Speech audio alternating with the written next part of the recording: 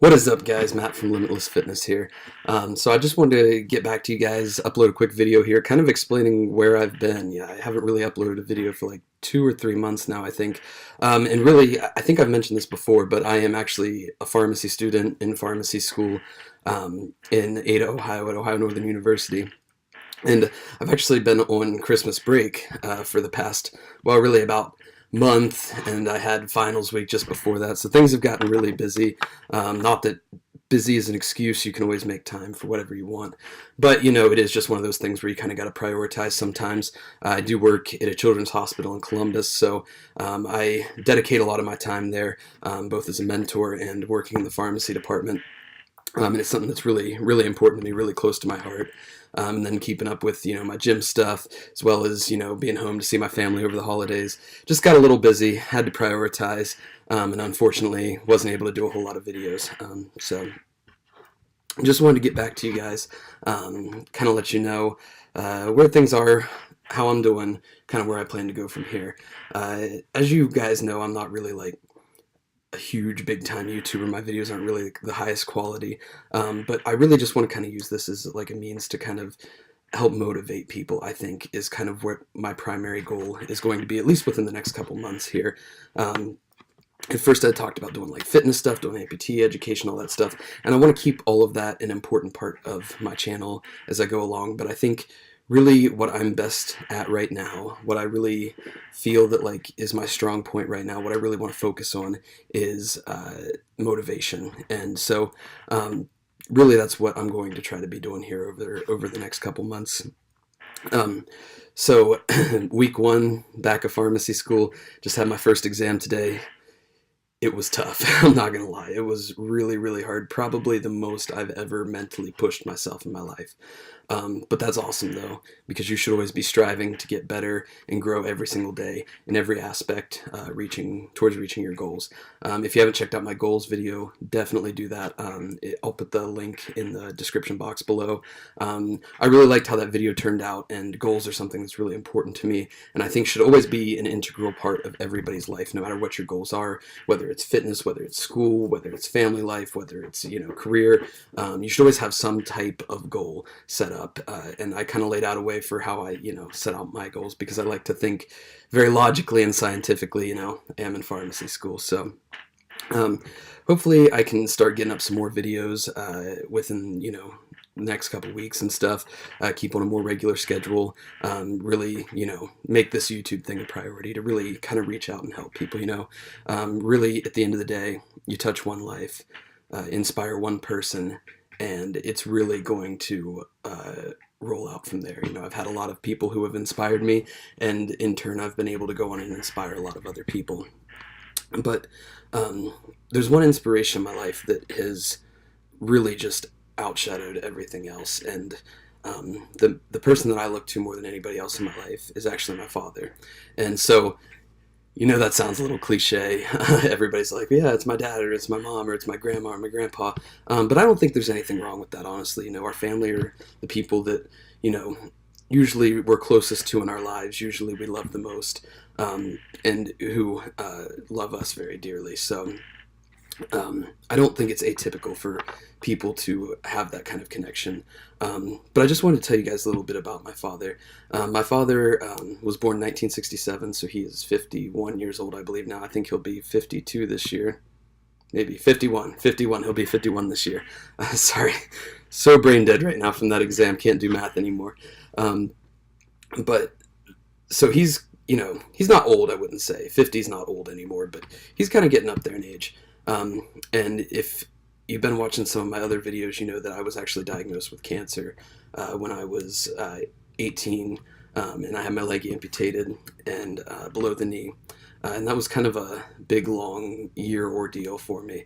But around that time, shortly after, I had my amputation, and when I was finishing up the last half of my treatment, my father took up running again. He was actually a runner in high school, did cross country, was really big into it. And then I think kind of got out of it once he graduated high school, kind of went into the workforce. He tried the college thing, didn't really work out for him. He wasn't a college-based guy. I think he did get an associate's degree, but he started going to work in construction, pretty much right out of high school. And so I think he kind of fell out of it. And, then he, went from construction to, kind of a plant job, and had a couple different plant jobs, and has now been with AEP as an equipment operator for quite a few years now. So he's always been a very physical person. He's always been very physically active, and he's always been just an incredible worker. One thing I will say about my father, there is nobody that I have ever met that has had a stronger work ethic, has made fewer excuses, and has just genuinely tried to be as good of a person as my father has. It really just, it kind of overwhelms me emotionally, if I, I've always told people if I could die being half the man that he is, I would die happy, because he really is just that incredible. But really, so back to, me finishing up treatment, he started picking up running again.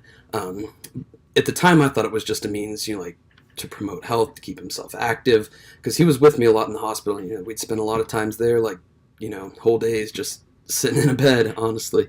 And at the time I was thinking, he's probably just trying to be active, keep his health in check, not let himself get too broken down. But shortly after I'd finished up treatment, my father actually ran his first half marathon since he'd been a runner in high school, and he did the Parkersburg News and Sentinel half, which, and I don't have any data to back this up, but apparently people say it's like one of the hardest half marathons in America that you can run, because it takes place in August, so it's always like 93 degrees, and if any of you have ever run a half marathon, you know that like 70 degrees is like pretty hot, so like 93, I can't imagine running one in 93, honestly. When I did mine, it was 74, and I thought that was like way too hot, so 93 would be killer. But it's also very hilly, and he finished it in just over 2 hours, and then a month later he did another half that he did finish in under 2 hours, which for a man at that time coming up on 50 is honestly pretty impressive, I think. And so I never really told anybody this, but after he did that, I made it a personal goal of mine, like, I want to run a half marathon someday. I want to be able to do that, as an inspiration, to other people, and both, to kind of, I guess in a way not like impersonate my father, but kind of, see him, or so that he could see me reach the same goals that he worked so hard to reach, in a kind of a way to, give back and say thank you to him, like, look, this is what you did for me, that you helped inspire me to be able to do this. And so that was something that was really personal and close to me, to be able to do. And at the time, this was 4.5 years ago when I made this goal, and at the time I honestly didn't think that there was going to be any possible way. At this time, I did good to be able to walk, from one end of the room to another without crutches assisting me on my prosthetic leg. So I was like, there's no way. Like 13 miles, I can't even conceptualize how big that is. But I did what I talk about in my other goals video. I set smaller stepping stone goals to help me get there. The first was a mile. Completed that about 9 months after I finished treatment. I ran a mile. Now, I ran a mile in 15 minutes, which is not a great time, but for me it was a huge accomplishment because I was able to run the whole thing. And it was just a huge goal. Next, I did a 5K. That was honestly about a year and a half after I finished up treatment and stuff. But it was another huge goal. I got back. I had done 5Ks before. I had been diagnosed, so that was kind of a distance I was like used to being able to do. And so that really felt big to me, was the fact that I can do now exactly what I could do then, even though I'm missing a leg, And from there, I made the 10K my goal, which I actually just completed last April, so April of 2017. So really not that long ago, I first hit the 10K, and it was tough on me, I'm not going to lie. And I remember thinking, like, man, the 10K was this hard. How am I ever going to do double this distance and do the half? And so even then, I didn't really fully conceptualize that this was something that I would be able to do, but I knew that with enough positivity, enough determination, and enough hard work, really, you can do anything. And in October, I ran my first half marathon, across the finish line at the Columbus Half Marathon, sponsored by Nationwide Children's, and it was one of the most emotionally overwhelming experiences of my life. Something that I had thought about and sought after and strived for 4.5 years finally happened. And when it did, it almost felt unreal. Like, I'll be honest, I crossed that finish line, I was bawling my eyes out. Like, it was just completely emotionally overwhelming. But ever since that day, it sparked something inside of me. Like, I realized that no matter who you are, no matter what your limitations, um, there is nothing that you can't do. You know, you could be the most tone deaf person in the world, and if you decide the next day that you want to go out and be the most popular opera singer in the world, with enough time, enough dedication, enough work, you could do it. I promise you, there is nothing that you can't do if you truly, truly strive for it and truly want to make that your center goal. And now some goals, you know, may not be, you know, feasible or may not be necessarily worth the time that you have to put in. So like I'm really big into music. I would love to be able to shred on guitar, like Kurt Hammett from Metallica or like Sin Gates from Avenged Sevenfold.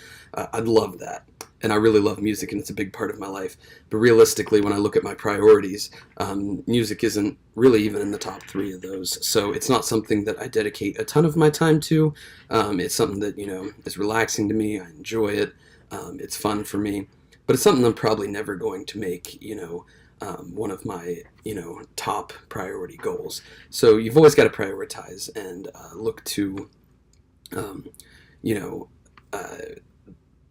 what's important to you in your life and how you shape your goals from there.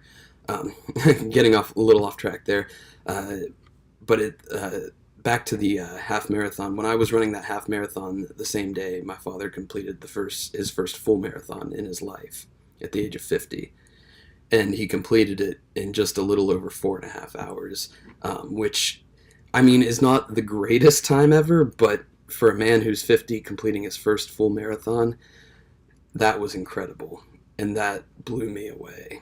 And just to see him keep striving, making new goals, setting you know, those sub goals to reach, help him reach the bigger goals, really just has had an insane impact on me. And ever since then, I realized, you know, there's nothing I can't do. Like, you can do anything. And so since then, it lit the spark into me for fitness and motivation and just being able to, you know, do the things that, you know, you shouldn't technically be able to do.